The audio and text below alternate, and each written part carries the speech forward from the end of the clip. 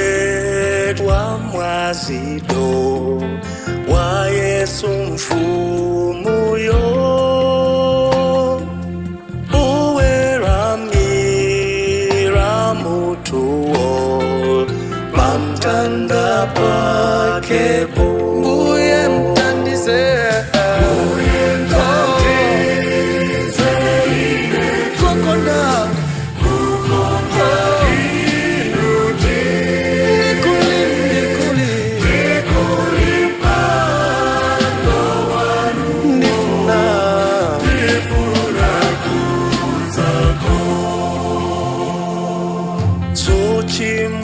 Chimwazanga zonsezo anaziferadi chikondi chake chonsecho sindingadziwei. Mbuye mtandize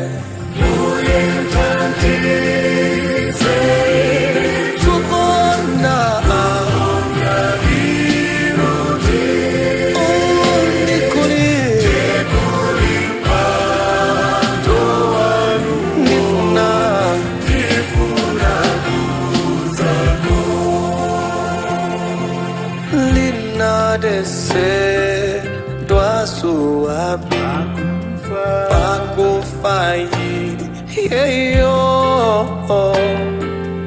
pakumwali ra indeji wakundilenga. Mbuye mtandize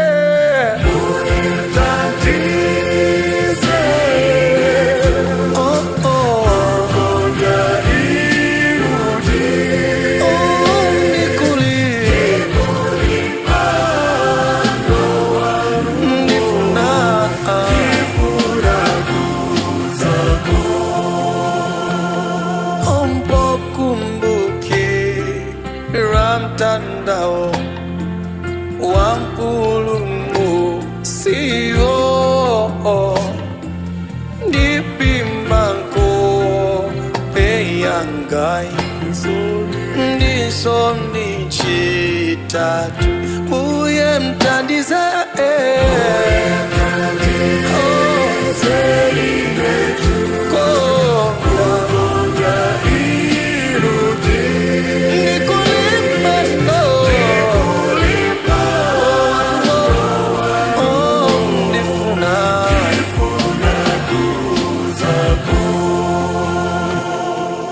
zofuna sanga somsezo zamtima wanga ndisipere kakwa inu mundiweruzetu. Mbuye mtandize